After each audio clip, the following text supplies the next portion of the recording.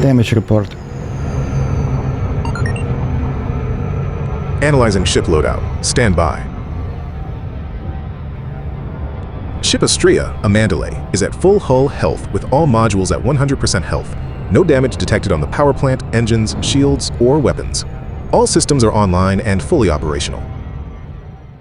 Yo, Commanders!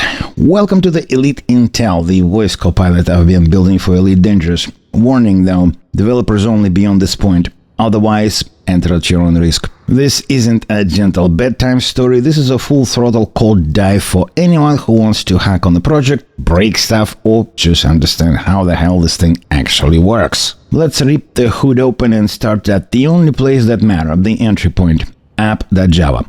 Boom, the first thing it does, database init.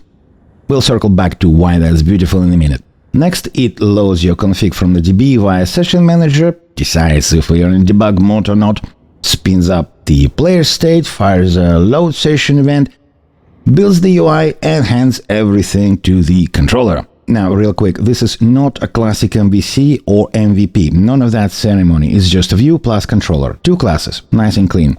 Swing does not deserve the overhead of the full pattern, and neither do we. Wiring? Pure Event Bus Manager. Publish and subscribe everywhere. You will see it 500 times, so get used to it. It's how literally everything talks to everything without creating a spaghetti dependency nightmare. Simple. Button fire, event bus, controller reaches it on a swing thread using the swing utils invoke later, zero frozen UI, ever. The actual user interface is one single panel. Why? Because 99% of the interaction happens through your microphone.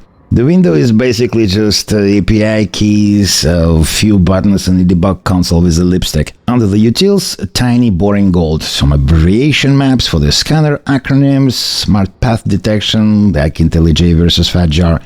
Beep players, yes, it plays beep to indicate that we got the user input, so deal with it.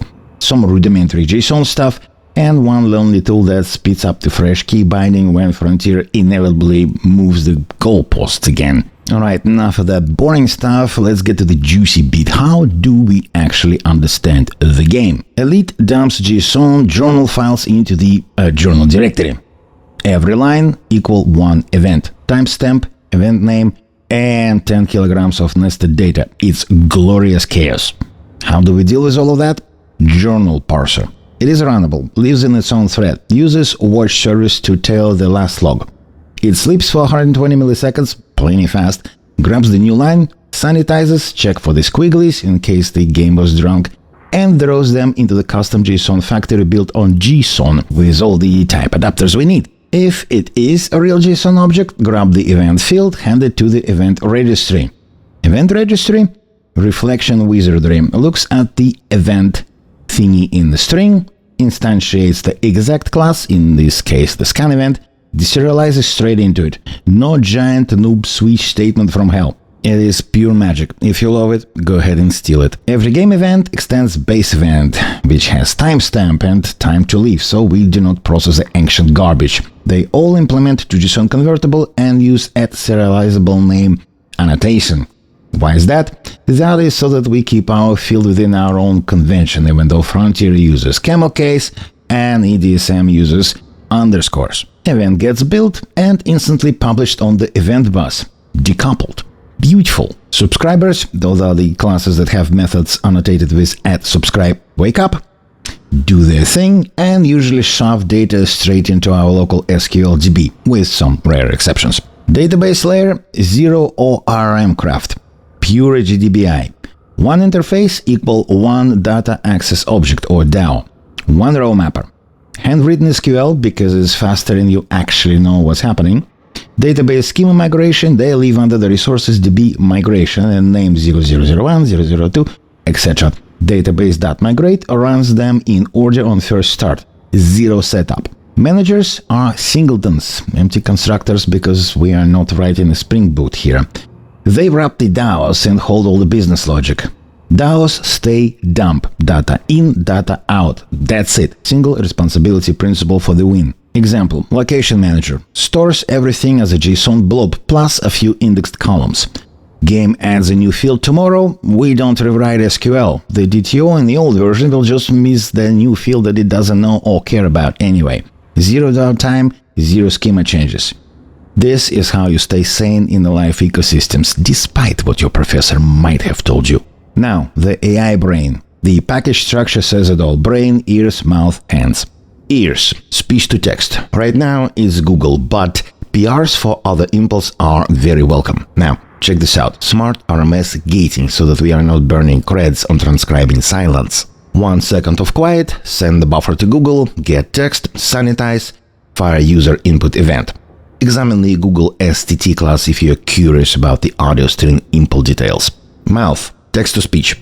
Again, Google because it just works with the same single API key. Voices are named Steve, Mary, Michael, simple names so that speech-to-text can actually understand them when you say change voice to Jennifer. Mouth impl is also a completely decoupled singleton that runs on its own thread and listens to an event. We detect which provider your key belongs to, such as Grok, OpenAI, etc.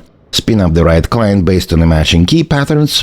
Everything is a singleton again because we do not want to drag the dependency injection here. Leave the dependency injection where it belongs, in the bedroom. LLM pipeline flow. You speak, user input event is sent to the LLM command endpoint. We build a prompt, system plus behavior plus instructions plus your words. Send it to a fast non-reasoning model with a low temp of 0.01 for initial interrogation, and maybe follow up with a reasoning model at a temperature 0.8 if we are analyzing a query.